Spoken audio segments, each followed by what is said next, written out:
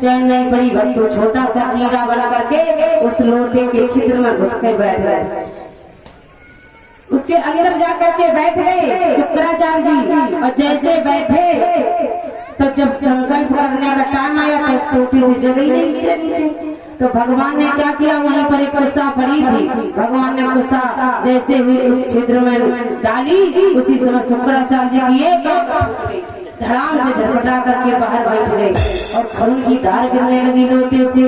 भगवान ने कहा ये क्या हो रहा, जल की जगह पे खून गिर रहा है। भगवान ने देखा शुक्राचार्य जी एक आंखी तिरक निकल रहा, एक आंखी फूट गई। भगवान ने संकेत किया, दान देने वाला अगर दान देता है और जो दूसरा हाथ पकड़ता है एक ही आंखी फूटत, एक ही साफ हो जाता मामला। और शुक्राचार्य जी की एक आंख फूट गई, बैठ गई बड़बड़ाए कहे दान देने वाला दान दे रहा तो कहे हाथ पकड़ रही हो, और हाथ पकड़ियो तो भगवान ने एक मारे आंख छोड़ दी, संकेत दे दिया। सुन ले लोग, जो दान देने वाला देता है मना करता उसकी एक आंख ही चली जाती है। शुक्राचार्य जी बैठ गए, राजा बलि ने संकल्प कर दिया और जैसे संकल्प कर दिया 3 बार, उसी समय भगवान ने क्या किया, पहले भगवान वामन अंगुल के थे, जब नापने का टाइम आया तो प्रभु ने विकराल स्वरूप बना लिया, बड़े लंबे चौड़े बन गए। भगवान ने एक पैर से एक लोक नाप लिया और दूसरा चरण जैसे प्रभु ने रखा, नापते नापते दूसरा चरण ब्रह्म लोक में पहुंचा। ब्रह्मा जी ने देखा ये तो नारायण का पैर है, अंगूठे के धो के कमंडल में कर लिया, जिससे ये पावन पवित्र मैया गंगा जी आई है। ये भगवान के अंगूठे से ब्रह्मा जी ने धो लिया था अंगूठा प्रभु का, वही ये गंगा मैया है। और भगवान ने दूसरे चरण से संपूर्ण लोक को नाप लिया। अब जब तीसरा चरण बचा, भगवान ने कहा राजा बलि ये बताओ तुमने 3.5 कदम पृथ्वी का दिया था और अब हमने तो में 2.5 नाप लिया है, अब एक कहाँ रखे पैर। तो राजा बलि कहने लगा प्रभु ये बताओ धन बड़ा होता है कि धन का मालिक बड़ा होता है।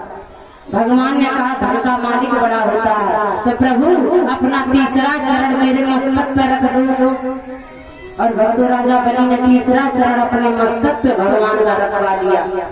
जैसे ही तीसरा चरण प्रभु ने मस्तक पे रखा, भगवान खुश हो गए, अपने साक्षात रूप में प्रकट हो गए। बलि तुम्हारी तपस्या से, तुम्हारी भक्ति से मैं अत्यंत प्रसन्न हूँ, तुम वरदान मांगो।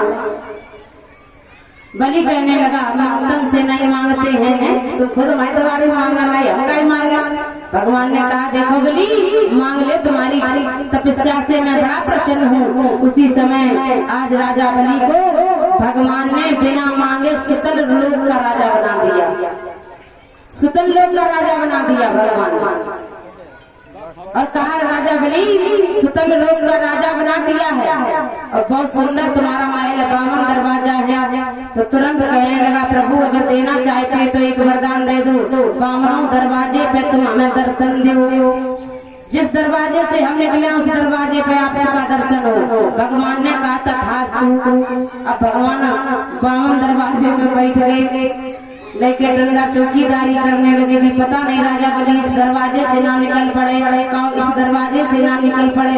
वामन स्वरूप बना करके बामनों दरवाजे में बैठ गए प्रभु।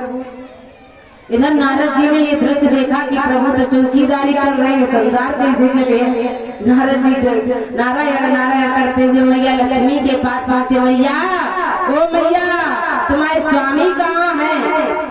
मैया लक्ष्मी ने कहा देखो नारद जी को मत हुए भक्तन के चक्कर में। हाँ अब बता के जात है काम गए थे, भक्त बुलाए थे तुम कहो नंगे पाए दौड़ चले जाए, खाऊ तक भूल जाते हैं। नारद जी कहने लगे मैया तुम्हारे स्वामी की नौकरी लग गई है। काय में लग गई नारद जी? सरकारी लगी है कि प्राइवेट लगी है? अरे मैया सरकारी लग गई है। मैया ने सोची कौन लग गए हुए दरोगा रोगा बन गए हुए तो हम दरोगाइन बन जाइए, मास्टर बन गए हुए तो मास्टराइन बन जाइए, पुलिस में लग गई है तो पुलिस वाली बन जाइए। और डॉक्टर बन गए हुए तो हम डॉक्टराइन बन गए हुए कहीं ना बिना पढ़े लिखे के पद मिल जाता था। पति डॉक्टर हो, पत्नियां डॉक्टर हो, डॉक्टराइन सब बोले। हाँ पत्नियां उठाते हुए, पति दरोगा हो तो सब लोग मोहल्ला का दरोगा के पास गए राम। तो भैया लक्ष्मी ने कही गाय में लग गई नौकरी नारद जी। नारद जी कहने लगे मैया ना तो डॉक्टर बने हैं, ना मास्टर बने हैं, और ना दरोगा बने हैं, ना पुलिस में लगे हैं, ना वकील बने हैं, तो फिर काय में लगे हैं? मैया चौकीदारी कर रहे हैं। कहाँ पे? राजा बलि के दरबार में। शुरू करेगा, शुरू कर। आज जैसे ही मैया ने देखा अरे चौकीदारी कर रहे हैं, अब मैया नारद जी के हाथ जोड़ के बोले नारद जी अभी तक बड़ी तुम्हारी सेवा करी, बड़ी सम्मान किया आपका, अब नारद जी बताओ मैं स्वामी कैसे है, कैसे मिलेंगे? नारद जी कहने लगे मैया तुम जाओ राजा बलि के दरबार में और तुम बहन नहीं और तुम कह दो जाके हमारे कोई भैया नहीं है। और कैसे जाओ तुम बताने? एक थाली ले लो और थाली में रक्षा सूत्र रख लो, मिठाई रख लो और जाओ राजा बलि के दरबार में रो जाकर बस कर। और इतनी तेज रोना राजा बलि निकल के आए तो कह देना हमारे कोई भैया नहीं है। तो राजा बलि खुद बोलेगा कि हम राखी हमारे हाथ में बांधे काय रो रहे हो, तो राखी बांध देना। और जब कहे मैया से तुम थे कि कुछ मांग ले तो अपने स्वामी का मांग के तुरंत चलिए यो बैकुंठ रहा। तो आज मैया लक्ष्मी ने वही किया। आज मैया गई खूब फूट फूट करके रोने लगी।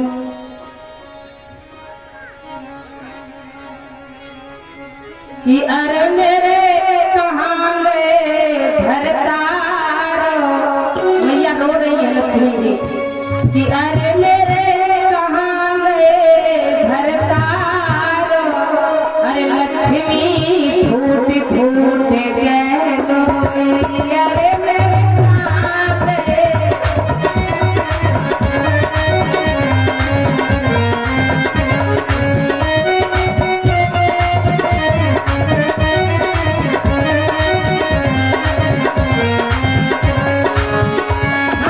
फूट फूट गए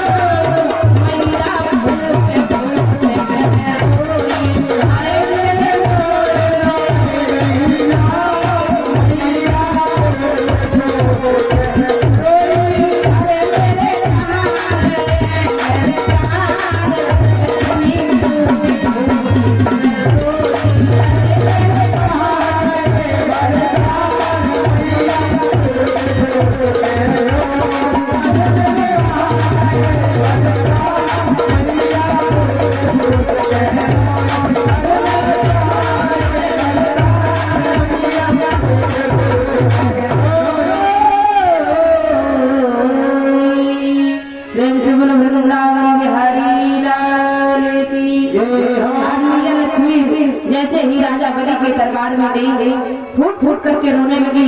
बलि दरवाजे पे देखा ये कोई महिला रो रही है। उसी समय पास आ गए, अरे ये तो बड़ी सुंदर देवी है, रो रही है, क्यों रो रही है? पूछने लगा राजा बलि,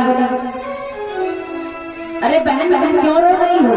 लक्ष्मी मैया कहने लगी, भैया मेरे कोई भैया नहीं है, और रक्षाबंधन का आज त्योहार है, कोई भैया नहीं, बताओ किसके राखी बांधे? बलि हंसने लगा, रे तुम भैया के मारे रो रही हो, हमें भैया बना लो, बांधो राखी हमें।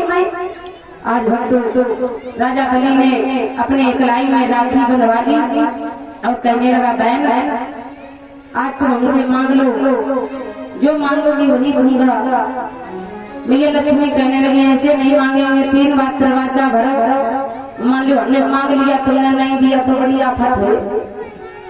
उसी समय राजा बलि ने 3 बार कहा, बहन जो मांगोगी सो देंगे, जो मांगोगी सो देंगे, जो मांगोगी सो देंगे। उसी समय मैया लक्ष्मी ने कहा, भैया ऐसा करो, तुम्हारा धन दौलत नहीं चाहिए हमें, तुम्हारा जो चौकीदार है ना बहुत अच्छा लागत है, ये कर रही है। मैया लक्ष्मी ने चौकीदार को मांग लिया। भगवान आज अपने स्वरूप में आकर के प्रकट हो गए। बलि लगा, जाओ ले जाओ चौकीदार। आज भगवान लक्ष्मी नारायण दोनों लोग प्रकट हो गए। बलि वरदान मांग लो। बलि कहने लगा, प्रभु आपका दर्शन होकर के मेरा जीवन धन हो गया प्रभु। भगवान ने कहा, जा राजा बलि, आज से तेरा नाम संसार में गाया जाएगा। और भक्तों जहाँ भी कथा होती है, राजा बलि की कथा सुनाई जाती है, ऐसे ऐसे दानी पड़े हैं। आज भगवान ने अपना अनन्य भक्ति का वरदान दिया और लक्ष्मी नारायण वैकुंठ धाम को जाते हैं। प्रेम से बोलो वृंदावन बिहारी लाल की। श्री सिद्धेव जी महाराज प्रश्न करने लगे, प्रभु अभी तक तुमने बड़ी कथाएं सुनाई हैं, इसलिए प्रभु अब कृपया करिए मुझे सूरवंश की कथाएं सुनाएं। कैसे भगवान पुरुषोत्तम राम सूरवंश में आए, जरा उनकी कथा सुनाएं। आज उसी समय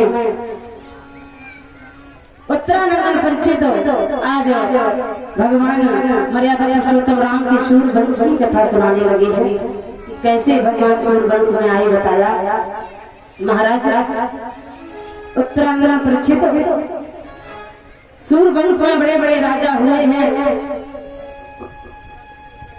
एक राजा हुए महाराज सुदांग, ये भी बड़े अच्छे राजा थे। सुदांग के महाराज खटवांग हुए, खटवांग के महाराज दीर्घवायु हुए, दीर्घायु के महाराज रघु हुए और रघु के महाराज अज हुए।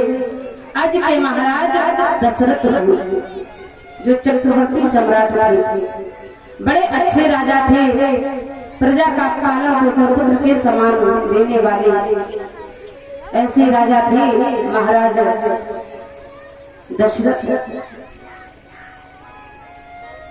इनके भक्त 3 रानियां थी, सुमित्रा, कैकेयी और कौशल्या। लेकिन इनके घर में सब कुछ था, भगवान की कृपा से धन दौलत, गाड़ी घोड़ी घोड़े, बड़ा सुंदर महल बना था। अयोध्या में इनका नाम था, चक्रवर्ती सम्राट।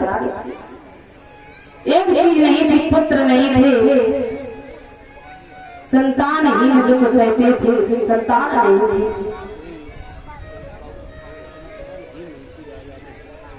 और कहते हैं भक्तों, व्यक्ति के अंदर चिंता रूपी दीमक लग जाए तो व्यक्ति धराशायी हो जाता है।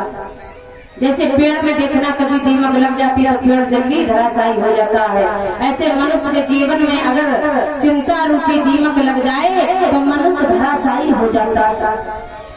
चिंता को बताया गया है कि चिंता चिता से बढ़कर है, नर को निर्जीव बनाती है और चिंता जीते को खाती है,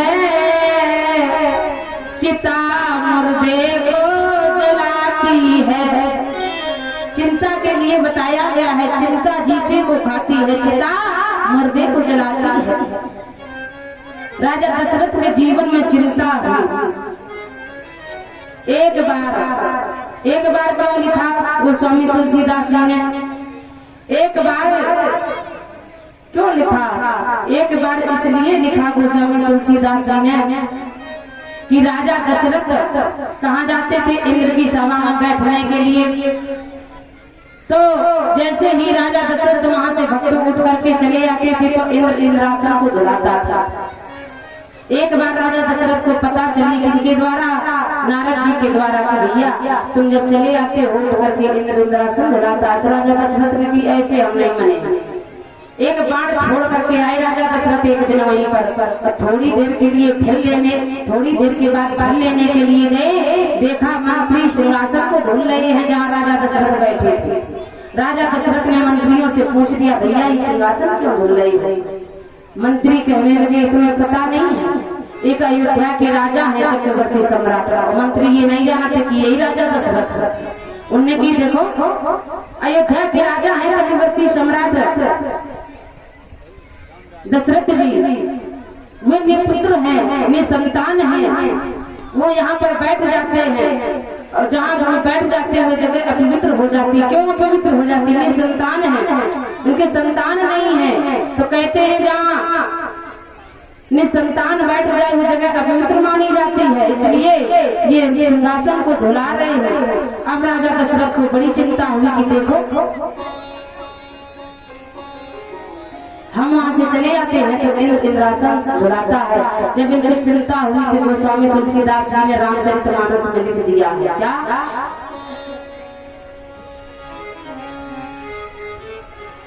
कि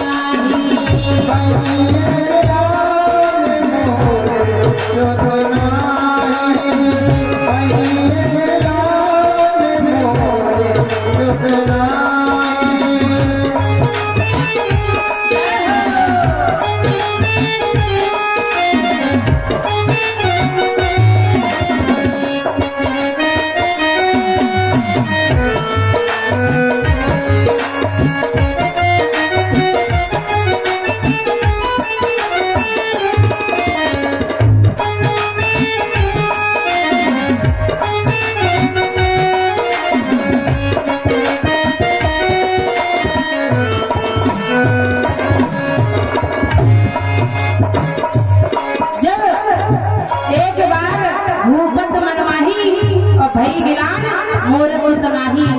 जब इनके मन में चिंता हुई तो कहाँ गए? हाँ गुरुग्रह